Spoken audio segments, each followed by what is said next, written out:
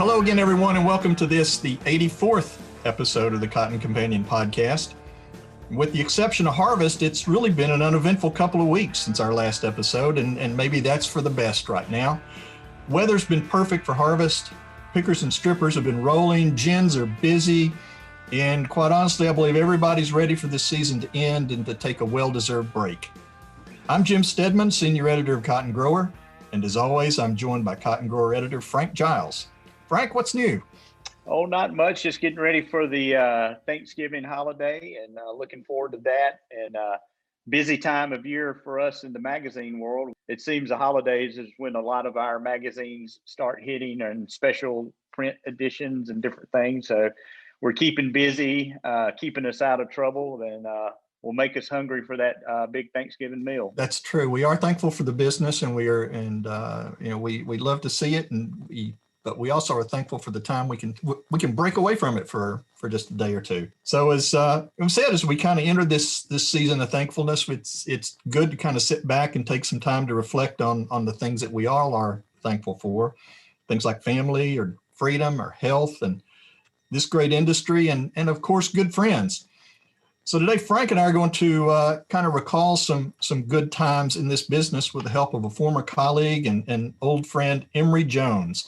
Some of you may have crossed paths with Emory from his days in the cotton industry, and if so, we're sorry, but most of you would know what kind of a character he really is. So stay tuned for what promises to be an entertaining segment later in this episode.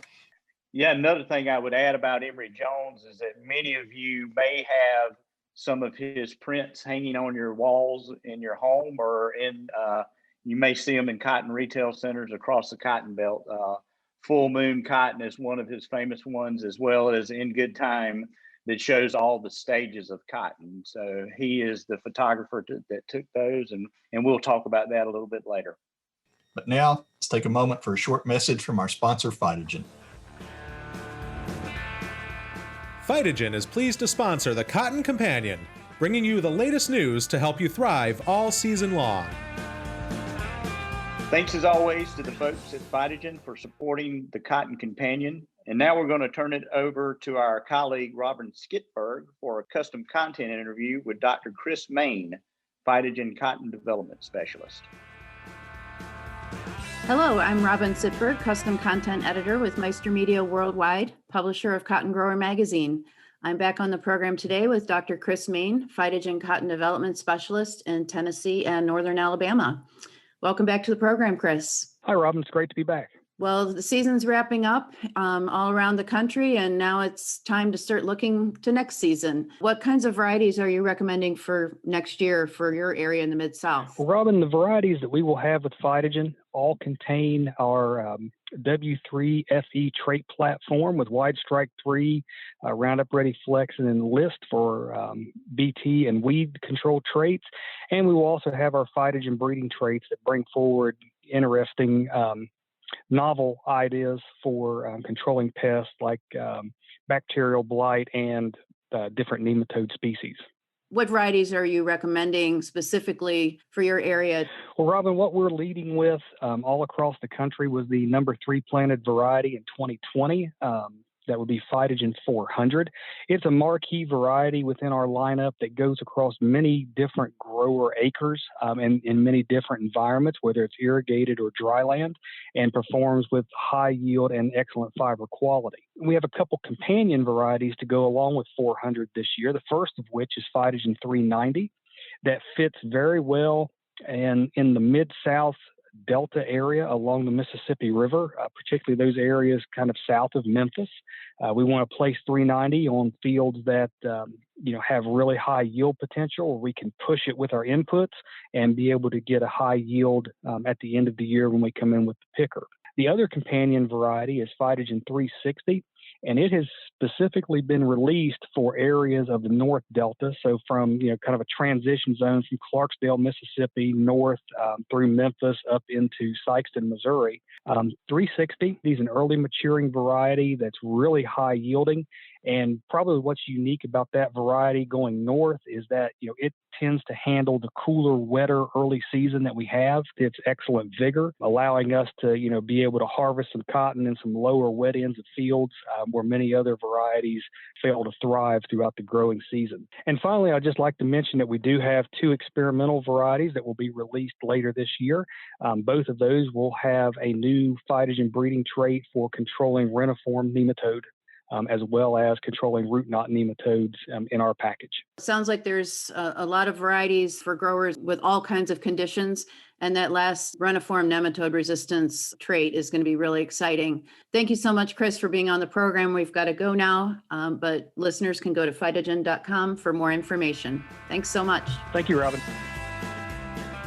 Thanks, Robin, and thank you, Chris, for that interview segment. Before we open up the virtual studio for Emory Jones, let's take a quick look at what's happening in the cotton world. Well, Frank, as we mentioned earlier, it's been kind of quiet news-wise for the past few weeks, but we do have a couple of items that we want to mention. The National Cotton Council has announced that its 2021 annual meeting is going to be conducted virtually to minimize risks to industry members due to COVID-19. As you recall, the council is also holding its annual Beltwide Cotton Conferences in a virtual format January 5th through the 7th. Now, the NCC staff is currently developing a schedule for the annual meeting, which was originally going to happen in February 12th through the 14th in Nashville. At this time, NCC expects many of the convention's committee meetings will take place during the weeks of January 25th and February 1st, with the NCC Board of Directors meeting and the annual meeting general session to be held on February 11th and 12th. Now, new NCC leadership for the year is always elected during this meeting, as well as leadership for several affiliated organizations, and multiple awards are presented. And we'll be there virtually to cover the meeting and bring you all the news as it happens. And as we mentioned in our last podcast, Cotton Grower Magazine is looking for input for our annual cotton acreage survey, which is published in our January issue each year. Hopefully, many of you recently received an email link to the acreage survey, and we'll take a few minutes to give us your best guess regarding cotton acres in your state for 2021. If you're a U.S. cotton grower or a member of the cotton industry, we certainly want to hear from you. You can find the link to the survey in our article posted at cottongrower.com, and we thank you in advance for your help. We want to welcome to the virtual studio today the legendary Emory Jones. Emory and I go quite a few years back. I worked with him at the agricultural advertising and public relations firm Freebearing and Company back in the day in the mid-90s, and he kind of taught me the ropes of ag PR. I did that for a number of years with him. So he's been on a lot of farms. I would be surprised if not a good portion of you in the audience might have one of his prints hanging on your wall in your home or in your offices of a co-op or retail center. And he's been on a lot of cotton farms over the years. So Emory, welcome to the Cotton Companion. Well, thank you, Frank. It's good to be here. I appreciate you calling me up. You're making me sound old, and usually after an introduction like that, my wife wants 3 minutes for rebuttal, but she's not here. So, yeah, one thing I want to say on this is Frank's known you, since what, Frank? You were saying the 90s? Mid-90s, yeah.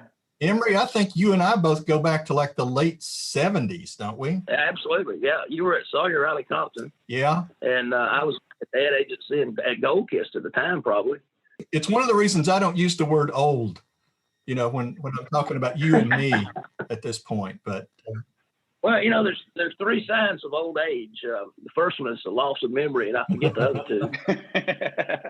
2. Well, speaking of old, we'll get to that time you visited with Eli Whitney a little bit later in the podcast. Yeah, Eli was a good friend of mine. I called him Whit, but yeah. Well, good deal. Well, to get us started, just talk about when you got into agricultural public relations, and then maybe when you got to visiting cotton farmers. Well, my granddaddy was a cotton farmer. I grew up with him. He actually had gotten out of the cotton business by the time I was born in the 50s. But in the 30s and 40s, he had we had about 50 acres, and of course it wasn't all in cotton, and they had cattle and chickens and things. But so I grew up hearing about cotton, and knowing where the old cotton fields were and everything. But Granddaddy was a potter as well as a cotton farmer and everything. But there's people here today in North Georgia who will argue with you that cotton was never grown here, but that's not true. It was grown here a lot. I've got a letter from my grandmother to her two boys, my two uncles, in World War II. And one of the letters says that this year, if things go as well as they've been going so far, they'll actually make 3 bales of cotton on the farm this year. It's the best cotton year they've ever had. And she goes on in the letter to say that it looks like it's going to be the most profitable year the farm's ever had. And she didn't want to jinx it by saying it too soon, but it looks like they might make $300 profit this year. Wow. Wow. So that was 1943. And I think it was cotton that put them over the top. So I go back into cotton, and then I got a degree from the University of Georgia in agricultural journalism. I went to work for Gold Kiss, which Gold Kiss used to be the old Cotton Producers Association. It was heavily into cotton and still had a lot of cotton products and all. That gave you the opportunity to visit a lot of cotton farmers in Georgia and Alabama and North Florida, places like that, but in the Carolinas, of course. But then from Gold Kiss, I went to an ad agency called Fletcher Mayo and Associates. And they were, at the time, I guess they were probably the biggest agricultural ad agency in the country. And that kind of expanded to that. I got to start traveling into other areas of the country and also getting into California cotton and Virginia cotton and Texas cotton. So I was on a lot of cotton farms there. And then I went to work for an agency where Frank and I met, and called Fruit Bearing Company. At the time, it was Casino and Purcell. It evolved into Fruit Bearing Company. And Frank and I, you and I both, and Jim too, we've been on a lot of cotton fields together across the Cotton Belt. And Lord knows how many Beltwide cotton conferences we all attended. And that was all across the country. And just gave me a chance to just, meet cotton farmers and get to know cotton and just really fall in love with the crop. Very good. Well, just speaking of that, what are some of your most memorable visits with cotton farmers? Well, and be careful what you say. They might be listening. Some of them might be. One of the most interesting visits about cotton actually happened in North Dakota. And I'm not talking about that pig, Frank. I know you're going to mention it later, but there was a cotton farmer in North Dakota. A wheat farmer in North Dakota who was fascinated by cotton. And when he found out I traveled a lot in cotton country, he just wanted to talk to me about cotton. And we spent the whole day on his farm. I was supposed to be interviewing about his wheat crop. And I was just telling him what I knew about cotton. And he was taking notes. And after that, he wound up coming down. I introduced him to a cotton farmer in Mississippi. And he came down the next summer and spent a week on a cotton farm and actually got to drive a cotton picker and help him harvest a little bit. And then we sent him some cotton seed up there, and he had a cotton plant in his house that he kept for years and years, and he'd send me pictures of this cotton plant. So it's funny that one of the most interesting cotton stories I have actually happened in North Dakota. But there's plenty of others. I mean,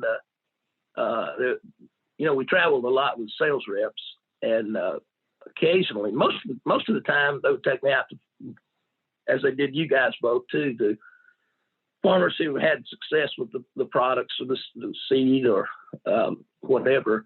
But occasionally, you would get involved with a sales rep who had to handle a complaint where something had gone wrong, and some of those became pretty interesting stories. I remember, sometimes it'd be a little bit of a heated discussion, and I was kind of trying to take pictures. And one time a farmer was taking pictures and trying to avoid the conversation that they were having, and he stopped and looked at me and said, "You take one more picture of that camera and you're going to eat it." And so I didn't. I chose. And the other thing I learned about farmers, in fact, I even wrote a poem about this, but I learned early on that if you drive up on a farm and the farmer's laying on his back up under a piece of equipment working on it and something's broken down, just leave. Just go ahead and go. Because he's not in the mood. He's not in the mood to talk to you, and you're bothering him. And I just learned to I can spot it from the driveway. We need to go home. We need to just turn around and go. He's not going to be in a mood to talk to us. In fact, I wrote a poem called "If He's Broke Down, Just Get." Oh, that's great. You remember the one about the guys from Louisiana that were going to take you alligator hunting? No, I don't remember that. Well, I told you the first thing that goes from memory, you know. Yeah, you said that earlier. I think I remember you. I remember you telling me they were going to take you. Said they were going to take you gator hunting, and you said that sounded dangerous. And the guy said, "Well, don't worry, we will be drunk." Oh, that's right. I had forgotten about that. That's right. I do remember. This was actually in Florida, and there was an alligator laying up on the bank there by the cotton field, and the farmer stopped his truck and got out and hit the alligator in the head with an axe, and it didn't even phase the alligator. It just ran off. It just boom. I guess he hit it right in the spot where it didn't hurt it. But another interesting story was, you know, every 4 years the Beltline was in San Antonio, and one time in the Minger Hotel, in the bar at the Minger Hotel, I met a farmer from South Texas, and I can't even remember the fellow's name. And we just hit it off, you know, got to be talking like good friends. And the next day I'd see him at the meeting and everything. Well, 4 years later, I went to the bar. It's about the same time, and there was the same farmer. And we hit it off, had the same thing again. And I think that went on for about 12 Beltwides. I would go there at that part. And so it got to be an annual thing. We'd meet there, and he brought a couple of his buddies. And y'all may have even been with me on some of those. I don't know. But it was just got to be a tradition. Every time he didn't go to any of the other Beltwides. He just went to the one in San Antonio. If he's listening to this, tell him to look me up sometime. But that was one of the more interesting stories. But the biggest thing about getting on those cotton farms were the people. I mean, people are just fantastic. I don't know what it is about farming in general, but it seems like cotton farmers in particular are just a good group of people. Absolutely. People you want to be friends with and people you want to get to know. And you know, and you meet people, and y'all have had the same experience too. You meet them and 10 years later, you're still getting Christmas cards from them. Yep. And I mean, that's just a unique experience. Absolutely. Well, you know, you'd mentioned had the opportunity to not only work with cotton farmers, but farmers all over the country. You mentioned North Dakota.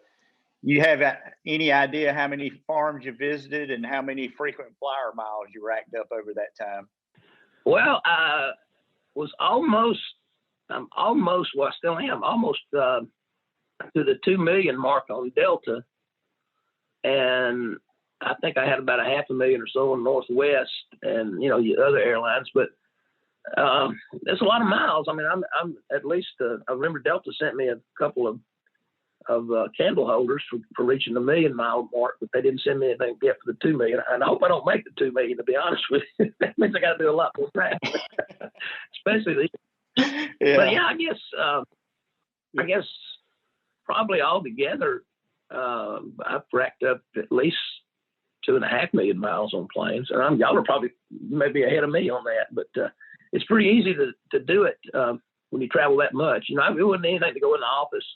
I remember walking in the office one day, and two airline tickets were laying on the receptionist's desk there. And I said, "What's this?" And they said, "It's for you. You and John have got to be at the airport in 20 minutes or something like that. And they want you out in California for a meeting or something." So, I mean, you know, that was, it was just, didn't even think about it. I mean, Judy, my wife, never knew me when I didn't travel.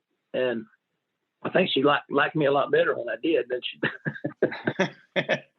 Somebody asked Bob Hope one time what was the secret to a successful marriage, and he said travel and lots of it. Any idea how many farms you were on? Well, I don't know. Let's think about it. Let's say we did this for 30 years, and say you average one a week, probably 2 a week. Because when you go out with a rep, sometimes you go to 5 or 6 farms, you know, and you're out with a rep every week. So at least 2 a week, you know, let's say 100 a year for 30 years. That's, you know, 2,500, 3,000 farms. That adds up, doesn't it? Sure does. It's a unique experience to have that access to farmers, isn't it? It's when you're doing it and you don't think anything about it, but then you stop doing it and you stop and think about it and you go like, wow, what an opportunity that was. What an incredible opportunity. I mean, just to tell the average person what you did, and you went on as many farms as we've all been on, they can't even comprehend it. And yet it's just the way we worked and just our job.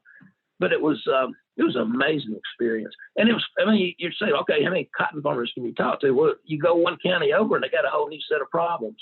And you go to one state over and you're talking about a different kind of cotton. And then you get to California and you're in a whole different world. And you get out to Lubbock and you got the bumblebee cotton and a whole new way of approaching it. And it's just never boring. And you got stripper cotton and I mean, it's a million. The average person cannot comprehend how much there is you got to learn about cotton before you can write about it. And all the other crops too. All in all, I got to go to every state during my career. And we went to Hawaii on vacation, and I wound up talking to a pineapple farmer just so I could say I'd interviewed a farmer in that state. We went to Alaska on vacation, and I found a guy that grew cabbage and interviewed him just so I could claim that. And I'd been to 49 states. I hadn't been to all 50. I hadn't been to Rhode Island. It was the only state I hadn't been to. And I was traveling with one of the sales reps up really close to Rhode Island, and we were driving past, and I saw a road sign, and it said, something like Providence, 40 miles in that direction. And I said, you know what? I've been to every state in the union except Rhode Island, and here I am, 20 miles away. Boy, I sure would like to get over there. He said, well, I'm sure you'll be there one day. You'll get there. He just kept driving. He didn't even take the hint. But it was like hint. Yeah, it took a while, but I finally got to Rhode Island too. So. But it was just an incredible opportunity. No matter where you go, everybody's interested in cotton. Like that farmer in North Dakota. I mean, you could go to Oregon and be interviewed an apple farmer, and you bring up the subject of cotton, and he wants to stop and talk about it. It's just a fascinating crop. It's unlike any other crop I've ever been around. I mean, a farmer in North Dakota will say, I'm a farmer. He doesn't say I'm a wheat farmer, but in Mississippi, he'll say I'm a cotton farmer. It's just something unique about that. It is the fabric of our lives. Yeah, it is. That's right. Somebody ought to coin that phrase. Well, in the process, you became quite a photographer. I remember there at Freebairn and Company, these huge wall of filing cabinets full of sleeves of slides. There had to be probably hundreds of thousands of slides in there. You have any idea many photos you took? And then, talk also about the prints, the full moon cotton, in good time. Because again, I'm sure a lot of these listeners have your prints hanging on the wall. Yeah, I take a lot of pictures. I always, the philosophy of Gold Kist and everywhere else I work is that we're going to pay to get you out there on an airplane. Don't be skimping on film.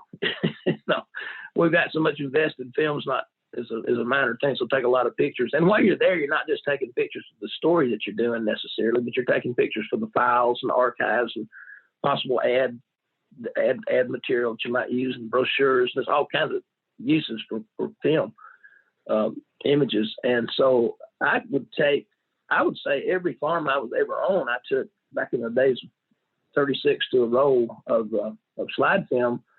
I would take 10 or 15 rolls at every farm. So you add that up, I just did some rough figuring here the other day on that same subject, and I came up with probably about 300,000 images that I've shot. Now, of those 300,000, 70% were throwaways because, you take 10 pictures. You both know this better than I do, but you take 10 pictures to get one good one, you're lucky. And the farmer's got his eyes closed, or the dog got in the picture or something like that. Speaking of dogs and photography, by the way, I'll tell you this one story. It got to be, I had a reputation of, well, let me just tell you this. I always take pictures and send the farmer back an 8 by 10 to let the sales rep give the farmer, just as a PR tool, a nice gesture, way to say thank you for the time he gave us. And a lot of times there'd be a dog in the truck and around the farm. I would take a picture of that dog. And then by the time 2 or 3 weeks passed, I sent it back to the sales rep, and he'd get it to the farmer. The farmer would say, "Oh, I'm so glad to have that picture of old Bobo. He just got killed by a car last week, and that's the only good picture of the dog we have." And it got to be going on and on and on. and the reps started comparing notes, and it was like every time he takes a picture of a dog, the dog dies. The word got out about that, and I had a reputation that people like, you can come on the farm, but you're not taking a picture of my dog. So that's kind of a bad reputation to have, but it was just one of those freaky things that happened. But that was kind of a funny thing. Yeah, we kind of have that reputation with this podcast too. With, we'll talk about something, and no sooner than 2 hours after we've recorded, it changes completely. So that's the way the world works, I think. We'll talk about how that photography morphed into the prints that you did and sold. Well, I had all these pictures of cotton because you take it at all different stages, and I just came up with the idea of let's put one image together that shows all the different phases of cotton. It's from a little seedling and the little cotyledon coming out of the ground, and the plant up through bloom, and then all the way up to an open bowl. And I took an image of some cotton picker in the background and put all that together. Well, this was back when digital stuff was just coming out, and I found this firm in Atlanta that did that, and I put. At that time, I think it cost me $6,000. Probably cost you about $3 today to get somebody to do it, but it cost $6,000 to have them. And we'd make one little change, and we'd have to go get a cup of coffee and wait about 15 minutes for that change to go all the way through. And come back and say, "Well, I didn't like that. I want to move it a little bit to the left." And you come back and you have to do that again. But it took about 2 weeks, and I finally got it like I wanted. And we made some prints, and Joe Dan Boyd at Farm Journal magazine wrote a story about it. And then I sent one of the prints, just as a fluke, I sent it to Paul Harvey, the radio announcer. And Paul Harvey mentioned it on the radio. And I sent the article that Joe had written in Farm Journal. And my aunt and uncle were over here at the feed mill not far from us. And they were coming out of the feed mill, and they got in the truck, and my uncle was complaining that the price of feed had gone up. And my aunt said, "Hush, hush, Paul Harvey's talking about Emory on the radio." And he said, "Oh, my Lord, what has he done?" Which was, of course, the logical question. Right. Yeah, right. Well, anyway, and he talked about it on the radio for about, I think, 2 or 3 minutes, and just went on and on about how this print brought tears to cotton farmers' eyes and things like that. And as a result of those two things, we wound up selling about 1,100 of those prints all across the cotton belt. And then a chemical company bought, 400 or 500 and had them framed and gave them to dealers and consultants and things. And they wound up hanging. I mean, just about got embarrassing. You couldn't even go into a dealership hardly without seeing one or a house or anything. So from there, I went ahead and did the life cycle of cotton. I did the life cycle of rice. I did sugar beets. I did canola, and I did corn. And then another print I did, I was in a cotton field in the hill country in Mississippi one time, and late at night, and the full moon was coming up. It wasn't late at night, it was late in the evening. The full moon was coming up, and I took a picture of this cotton field with the moonlight on the open bowls, which is beautiful. And they harvested it the next day, and wound up making a print out of that called Full Moon Cotton. And I don't know how many of those we've sold, but it's quite a few. So there's a lot of those hanging around. And then the cotton blooms are just so pretty that I had taken over across the cotton belt close-ups of blooms and had with dew on them and all kinds of things. So I made 2 different prints of that called one of them was called Colors of Cotton, and the other was called Cotton's True Colors. And one had a white bowl in the middle, and the other featured a red bloom, white bloom and a red bloom. So I had it both ways. And women liked those pictures. Men did. I don't think I ever sold a bloom picture to a man. It was always, unless he was buying it for his wife. But the women liked those. And I've seen them hanging in the kitchens and dining rooms and things like that. So that was a very satisfying thing to do. It was fun. And we still have those prints. We still have a few left of all those things. So they still sell occasionally. That was fun. I just want to let you know that here in my virtual studio, hanging over my shoulder at this point is the moon show photo. You probably put it at this interview, didn't you? Yeah, just for this interview. It's a shame you're not on video and can't see it. But I also think the big bloom pictures are also hanging somewhere in this room. So yeah, it's, I walk in every day and think about you, Emory. Well, I appreciate that. I hope it's good thoughts. Well, you don't know that for sure, but I don't. But I want to say one thing about those. We'd sell them at the gin show, the Beltwide, all kind of cotton shows we'd go to. My wife would have a booth there, and she would sell those prints. And we took hundreds of checks, and we never had one check bounce from a cotton farmer or anybody in the cotton community. That was just, I thought it was. We had a store up here after I moved back up home here, and in North Georgia, and we get a bad check a week, but just thinking about that from these cotton farmers. And the very first one I sold was to a guy. We'd actually had him on display up at the gin show in Memphis. And this farmer called me up and he said, I want to buy one of those cotton prints. And that's okay. And he said, well, the problem is I've got a son, his birthday is in 2 or 3 days from now, and I need you to overnight it to me. And I don't have a credit card. So I'm going to have to send you a check. He said, will you trust me to send a check? And I said, yes, sir. I'll go ahead and get the thing out today, and you should have it tomorrow, the next day. And he said, okay, but he said, I want to tell you one thing. And I said, what? He said, I've never written a bad check in my life, and I'm sure as heck not going to start with you. So I sent him the print check, but that was kind of the experience we had with that. In fact, I don't think we had a bad check from any farmer anywhere, but it was just something you sit back and think about and say, that's pretty amazing. No, we did the pictures, and that led into, I did a cotton coloring book, and I did a bunch of cotton Christmas cards, put Santa Claus out in a cotton field, and did one card I did called 10 Reasons Why Santa Could Have Been a Farmer. And I was actually in a meeting in Memphis, listening to all the tech guys talk about the the things tech guys talk about, and kind of 90% of it was way over my head anyway. So I just started doodling, and I made notes, and it wound up turning into a Christmas card. But it's like 10 Reasons Santa Could Have Been a Farmer. It's like he works all day, all year just to give his stuff away. He's good with livestock. He knows how to get by with the same equipment season after season. He works outside even in bad weather. He's good with kids. His wife is a good cook. He can stand to lose a few pounds. He's used to getting in and out of tight spots. He covers a lot of ground in a hurry when the pressure's on, and he takes care of the needs of the whole world. I put Santa Claus on the front with a green hat, and boy, we started getting all kinds of reactions from people that wanted to be wearing a red hat. So then we did them two ways. We did a red hat and a green hat. Well, those battles still continue. Yeah. That's one end right there.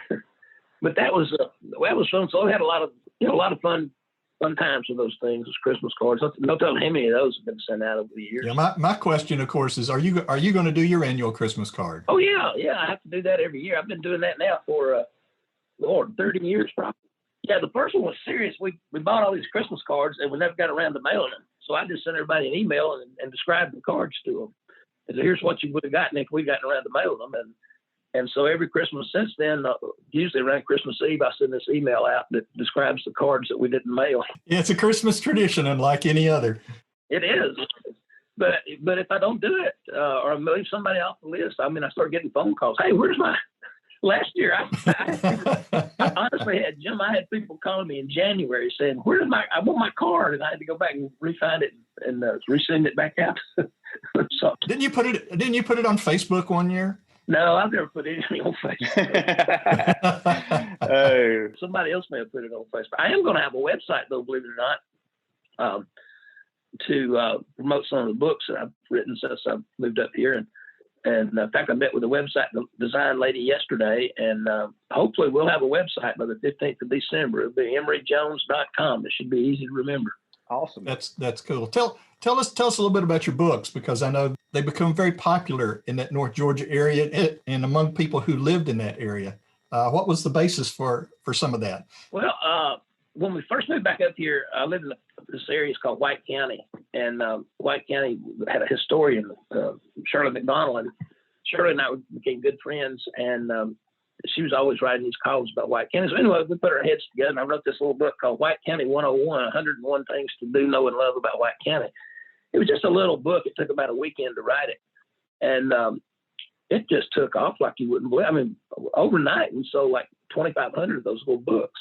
So I thought, well, heck, I'd like to try my hand at a real book. So there's an Indian mound up here. It's called the Nakuchi Valley Indian Mound. And it's got a little red gazebo on the top. And it's said to be, I don't know how they determine these things, but it's said to be the second most recognized icon in Georgia, next to Stone Mountain. And I know the people over at St. Simon's have a lighthouse that they argue it's the second most, but we're the second or third. Anyway, it's well known. It's right outside as you go into the town of Helen. And people would come by our store that we had up here, my wife ran, and they would ask questions about the Indian Mound, and they would say things that were just ridiculous. There's cows all around it in a pasture, and somebody stopped one time and asked if it was some kind of a cow church.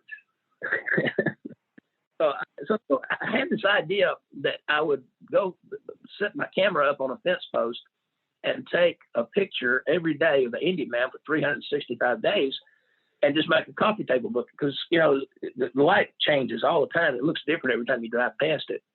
And so I told my wife about that, and Judy said, Emory, that might be the dumbest idea you've ever had.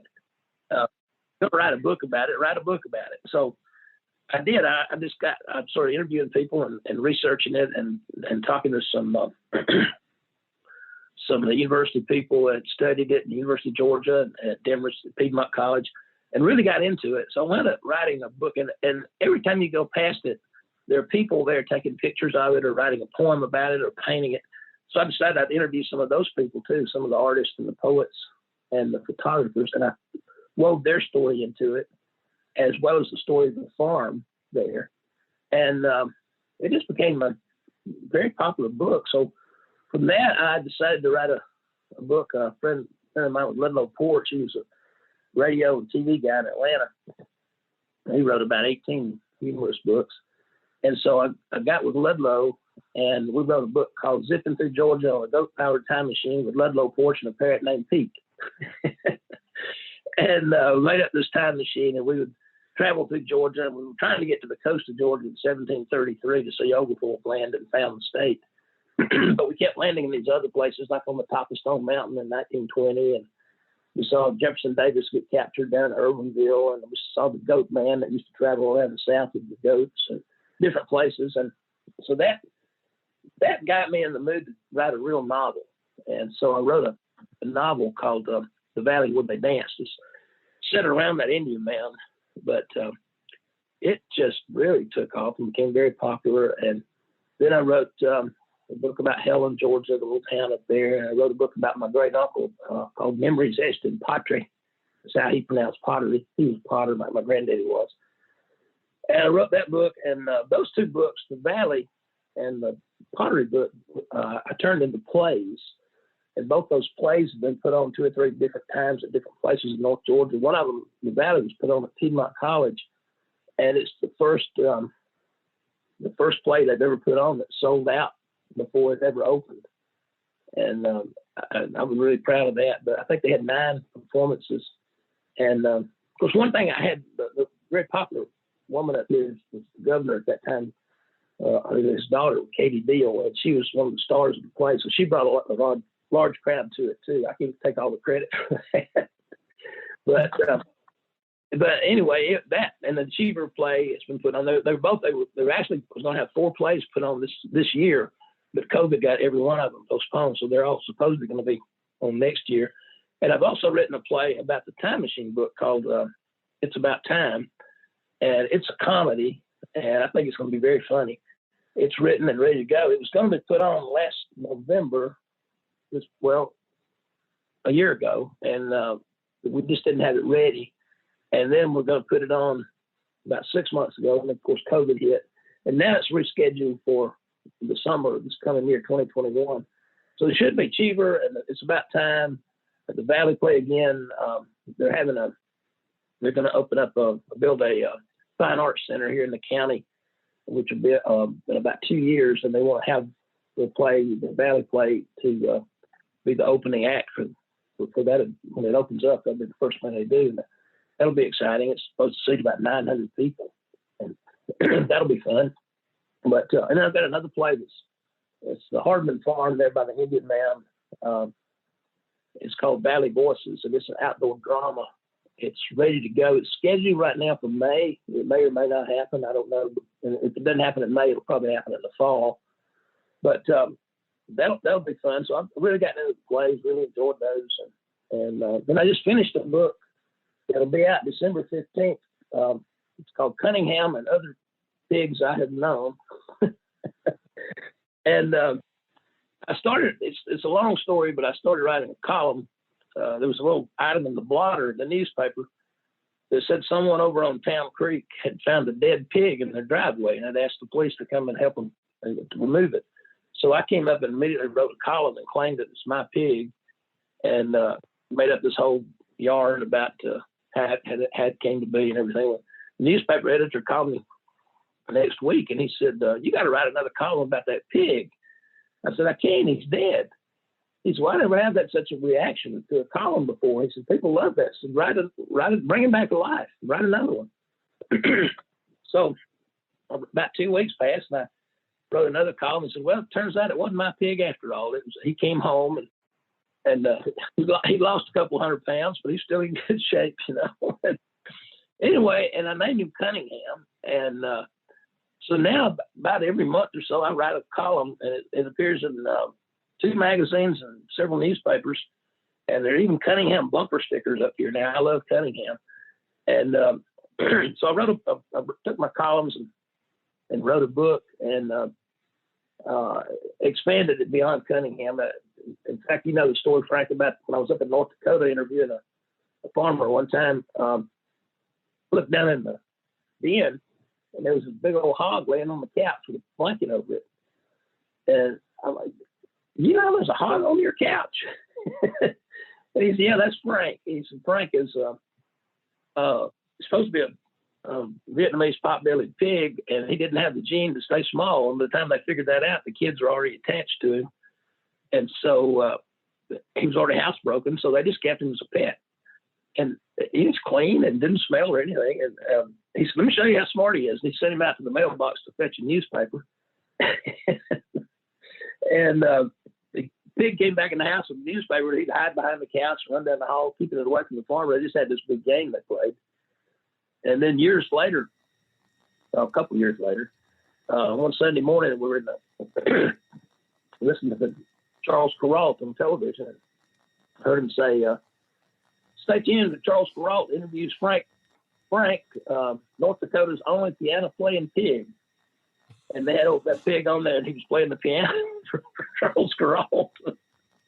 So that was one of my stories I led the book off with. And I talked about being in the FFA and showing pigs, and our pigs got sunburned. And there's a lot of pig stories, but it'll be out December 15th, hopefully. And I don't think we'll make a play out of it, though. Now, that'd be a little difficult. That'd be a little tough. You never know, though. You never know. In fact, I bet I've had 10 people ask me if I was going to make a play out of that pig book. And I said, I'm just not smart enough to do that. It's hard to find a director that's willing to work with pigs. That's true. That's true. But my question to you is going back to, to the Valley Where They Dance, which I thought was just a wonderful book. It's a great story. And let me tell our listeners, if anybody's looking for a Christmas present that you like to read or know someone who likes to read, that would be it's a great subject a great book to look for. Since you turned it into a play, anybody sniffing around to turn it into a screenplay or bring it to Hallmark at this point? Yeah, actually, I wrote around with a movie producer from Savannah. Been about a year now, and we went around and looked at all the beauty of that book. It's set right after World War I, and everything is still here. The Little Gorge is in it; it's still here. Indian Mound is still here. The camp meeting that took place is still here. And he was very impressed with it. And then COVID hit, And then I had a filmmaker from Atlanta come up, and he went to the play. He stayed after the play, and he said, "I'd like to see this turned into a movie script." And I said, "I would too." So I've got a script actually about 2/3 of the way written. Movie producers I found are not interested in the book. If you tell them you've written a book, they could care less. They want to see the script. So I'm working on that, but it's a possibility. We got a big setback with this COVID when everybody stopped making movies. The ag commissioner here in Georgia, Gary Black, is an old FFA buddy of mine, and he's been up a couple of times, and he's said several times, we're going to get this made into a movie, because the Hardman Farm is now, where the Indian Mound is now a state historic site, and the last two governors have really had a soft spot in their heart for the whole project there, and it would be good. If we filmed a lot of it there in that old house, which where the book happened, a lot of it, and that would be good for the state, good for Georgia. So it's a possibility. I may not live to see it, but I sure hope it happens. I don't want to star in role though. I would also expect you, if it does happen, when it does happen, that you have a prominent cameo role in it somewhere. At least a cameo for sure. You've got to be in there somewhere. I can play the role of the mule, maybe. Well, good deal. Well, I guess we'll wrap it up here, Emory. It's been a great, fun conversation, and we appreciate you joining the Cotton Companion today. I guess before we say goodbye, tell us, you say you've got a website coming. If people are interested in purchasing some of these items that you've described, where should they go? Right now, the best place to get them is on Amazon Books. It's also the Indian Mound, Cheever, Zipping Through Georgia, and the Valley Where They Dance are all on Kindle too. But I would say Amazon right now. They're in a lot of local stores around here in this area. I just haven't done a good job of marketing these books like I should have, but people seem to find them. So, but I would say Amazon is the best way right now. Good deal. And then your website, you said, was scheduled to be up December 15th? December 15th is the goal date. We met with the lady yesterday, and she says it'll finally be up there. That'll just be EMORY EmoryJones.com. Yeah. Well, we'll be on the lookout for that. Again, we really appreciate you joining us. Well, thanks for having me on. I really appreciate you guys. Enjoyed talking to you. And like I say, I appreciate the opportunity to talk to some cotton growers again. Well, good deal. Well, Emory, we'll definitely keep you in mind and do this again sometime soon. This has been a great diversion from the topics we usually talk about, and I think it's probably a good time of year to sit back and have a little fun and reminisce and think about some of the things that we all but kind of thankful for at this point. That's right. I've started a blog, by the way. It's going to be on the website, and I'm gonna one of the first blogs I've written already to go on it was things you're thankful for, but I'm trying to make it funny and humorous. It'll be, but this is the time of year when you think about all the things you're thankful for. Definitely. And I ended the blog by saying one of Will Rogers' quotes was, "Never miss a good opportunity to shut up." So I'll do that now. Right on cue, man. All right on cue. Right on cue. Thank you. Thanks, Emory. Thank you. All right. Thanks. Bye. Once again, that wraps up this episode of the Cotton Companion podcast. Thanks again to Emory Jones for joining us in the virtual studio today. And thank you, dear listeners, for joining us. If you like what you hear on the Cotton Companion, please be sure to spread the word and tell your farmer friends about this podcast. Here's how you do it. You can find the Cotton Companion in 3 easy ways. First, go to cottongrower.com/companion, or simply click the podcast tab at the top of the homepage. Second, subscribe to our channel on iTunes or wherever you find your podcasts these days. And 3, sign up for our weekly e-newsletter, the Cotton Grower e-News, that's delivered to your email inbox every Tuesday morning. You can do that by going to cottongrower.com/subscribe. Also, be sure to follow Cotton Grower on social media. We are at Cotton Grower Mag on Twitter, and on Facebook, you'll find us by searching for Cotton Grower Magazine. The November issue of Cotton Grower should be in your mailboxes, and you can start watching soon for our December issue. This podcast is produced by Tyler Hatch and Kim Henderson, our talented colleagues back at World Headquarters for Meister Media Worldwide in lovely Willoughby, Ohio. My name's Jim Stedman. His name's Frank Giles. And we'll be back with you in a few weeks for the next episode of the Cotton Companion. Until then, we wish you all the best for a great and thankful holiday, and stay safe. Yeah, he works and he works and he works and he works all day. God made a farmer. Yeah, he works and he works and he works and he works and he works all day. God made a farmer. Phytogen thanks you for listening to this edition of the Cotton Companion. To learn how you can thrive with Phytogen, go to phytogen.com.